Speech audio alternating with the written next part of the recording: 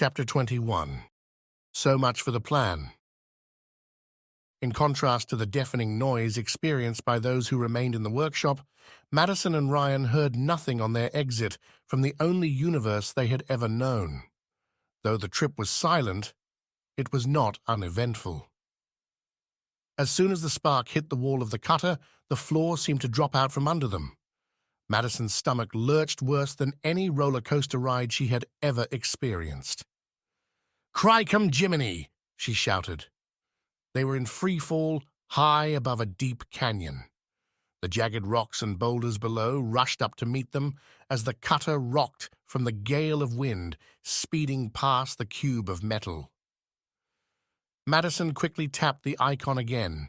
The fading sound of the generator instantly shifted back to a rising whine as it accelerated. Another spark slammed the wall an arm's length away from her head. 1G of normal gravity returned, and all was quiet. Ryan looked as though he would be sick. After a few deep breaths, he recovered and unbuckled. "Is it getting hot in here?" he said without alarm. Madison was already out of her seat. She reached over to the wall and felt the metal surface. It was hot, very hot. "Desert world?" he asked. Madison felt a dread she couldn't quite identify as she stood motionless under the hatch. Something was wrong. Ryan approached and reached for the lever, but she pushed him back. "What? We have to look outside," he complained. Madison crouched and placed her bare hand on the floor. She pulled it back reflexively before it could burn her palm. The image of a volcano slammed into her mind, and she shouted, "Lava!" Ryan jumped back to his corner seat. Madison didn't wait and tapped her phone. She slid against the wall to the closest seat as the generator whined. It sparked again, but nothing seemed to happen. "Are we still in it?" asked Ryan anxiously. He placed his hand on the wall. "It's still hot." Madison bit her lip. Something about this world felt better than the last. "No, I don't think so. The temperature isn't rising." She reached up to her shoulder and freed the hose to her camelback. A few drops fell to the floor. They evaporated quickly, and she crouched again to test the temperature where they fell. This time, she was able to keep her hand on the spot. Relief washed over her. Madison looked up at Ryan and smiled. "I think we're okay." Ryan exhaled. "Well, that was fun. Care to look outside?" Madison pulled the earring off the wall and placed it back on her ear. She stood and hurried to the hatch, reached up and threw her weight into the locking lever. The door came free. It swung down slowly with a hiss. Wherever they were, it was dark. The only light came from the battery-powered string of LEDs Natalie had installed inside the cutter. A faint odor wafted in. Madison gazed unblinkingly through the open hatch at the black void. She drew her pistol, triggered the light, and climbed the ladder. Ryan followed quickly, sweeping the darkness with his tactical flashlight. The sky was black as pitch with no moon or stars, and the only sound was the gentle dripping of water into an unseen puddle. "Well, this is better," said Ryan brightly. "Yeah, it's 3 acres and a cow," said Madison sarcastically. "Don't get me wrong.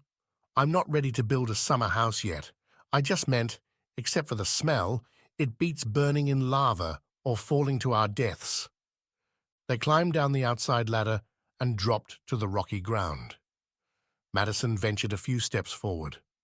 Ryan stepped in front of her. It felt good at first to have him to hide behind. But she caught herself and shook away the feeling. It felt like weakness, and she hated that. "Hey!" complained Ryan as she stepped in front of him again.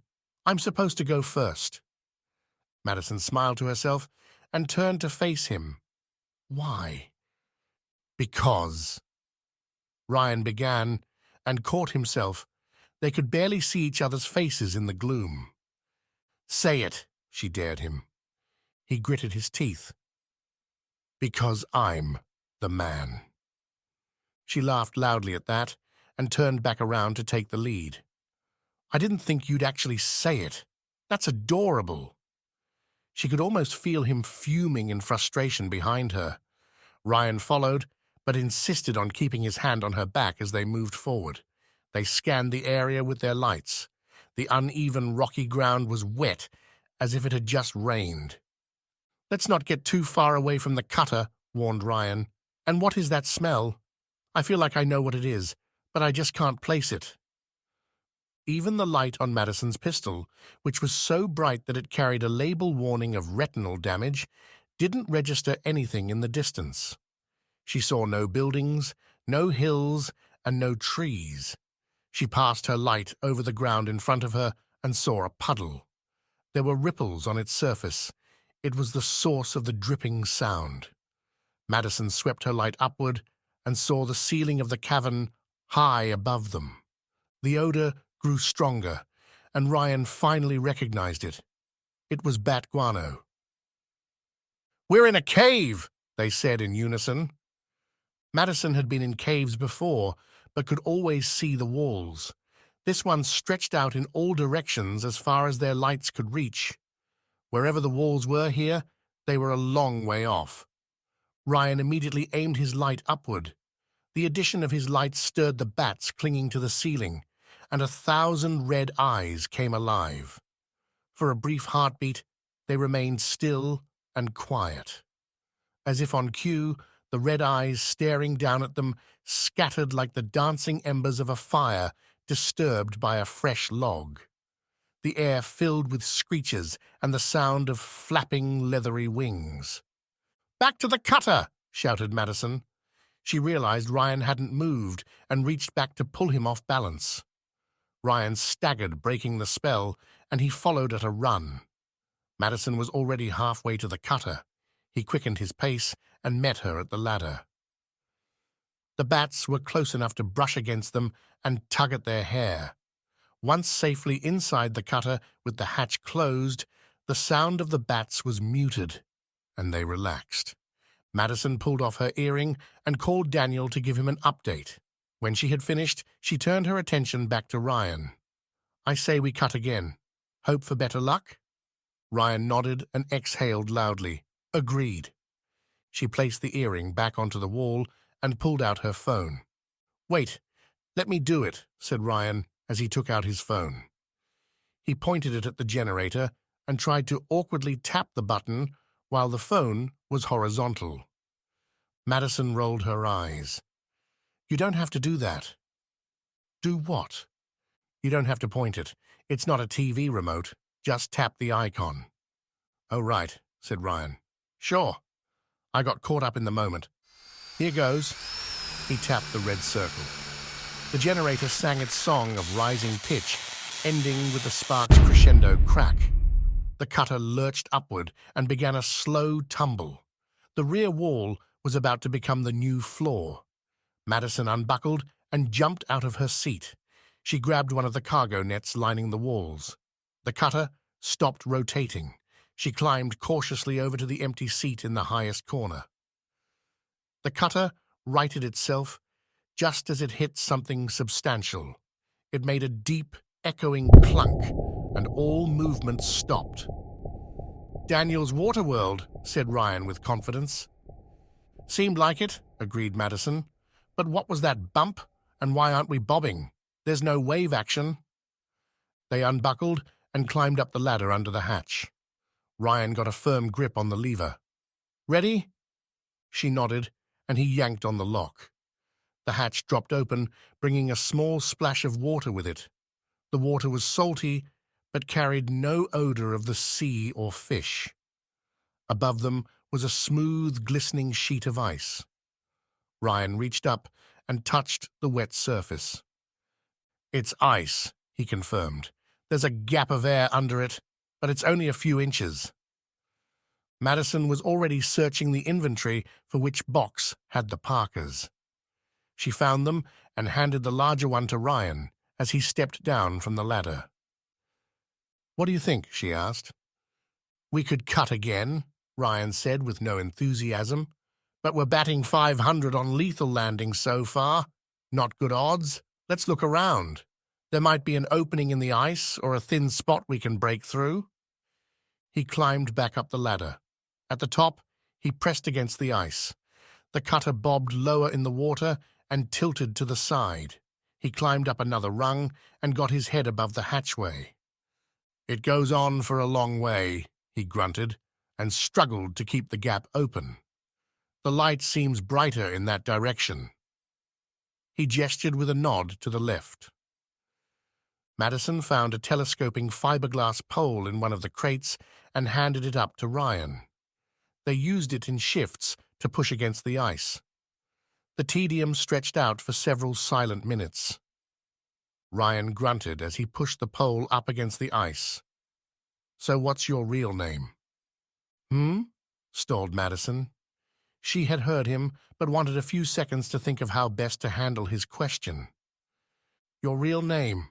Just before we left, you said we might die, and your name wasn't really Shires." "Oh, right," said Madison, wishing now that she had kept her secret. When no better strategy came to mind, she decided on the truth. "It's Wiley, like the coyote." "Madison Wiley," said Ryan slowly. "I like it." He pushed again, and the cutter moved a few more inches. "I don't. My life's been a lot better since I changed it," said Madison.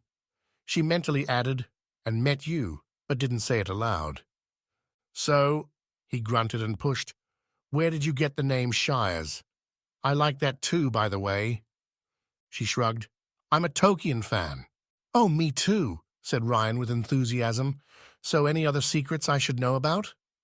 She considered sharing her real age with him, but decided against it. "Nope. All my paperwork is in order, boss.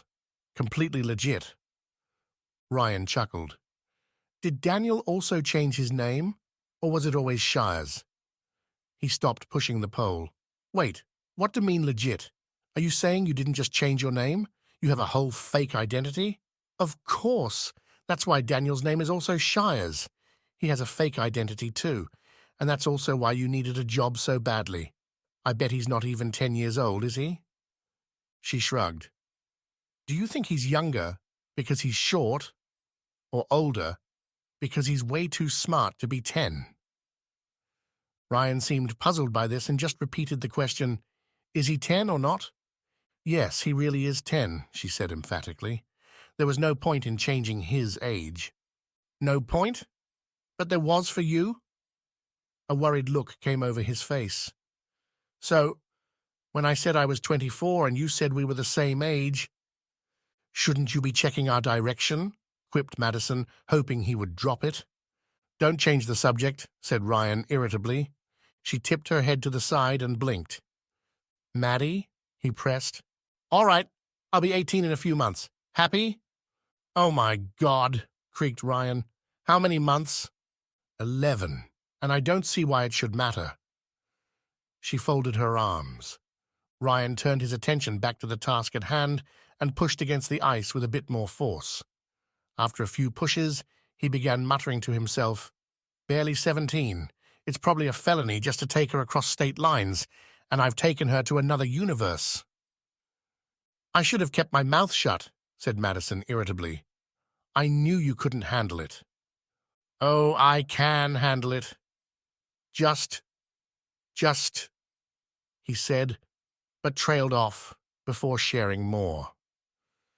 "It doesn't sound like it, and at the rate you're going, I'll be 18 by the time we reach whatever that light is," she said with icy sarcasm. "Fine," said Ryan stiffly as he climbed down the ladder. "It's your turn anyway. See if you can go any faster." He handed her the pole and laid down on the cutter's floor to rest. Madison took his place at the top of the ladder and began pushing with the pole. She was relieved that her biggest secret was finally out in the open. Her initial frustration with Ryan's reaction was turning into amusement at his distress about something which she regarded as utterly unimportant. 45 minutes later, they had both calmed down and stopped to discuss what was now clearly a hole in the ice. It was only a few inches wide, and there was a string running through it into the water below. Someone was ice fishing. "Okay, the way I see it, we have three options," began Ryan. "We can take a rest and keep looking for another break in the ice. We can cut again, possibly into mid-air, and fall to our deaths. Or we can gamble on the fisherman, fisherwoman, or fisher thing being friendly." "I vote for the fisher thing," said Madison with burning curiosity. "Gotta know what it looks like." "I thought you'd say that. But remember," said Ryan, "we're not here to explore. We're looking for Daniel, or at least a way home. Is cutting into mid-air really that bad? If we did, we could just cut again, right? We could also get hopelessly lost," she pointed out. "Besides, Daniel was on a water world. We might just be in a different part of the same one. I say we make contact and try to get help. If they're not friendly, then we can just cut again." "Okay," sighed Ryan. "I guess we'll say hi to the neighbors." He climbed the ladder and moved the cutter the last few feet until the hole in the ice was directly above the hatch. They could hear humming and occasionally laughter. "Hello?" shouted Ryan at the hole. The humming stopped. "Hello?" he repeated. The hole in the ice was actually more of a tunnel, stretching 3 feet up through the thick ice. They strained to see what was at the other end. It wasn't a blue sky, it was blinding white. Either the sky was overcast, or the opening was inside a structure. A grey face slowly moved into view over the top of the hole. It wasn't a human face.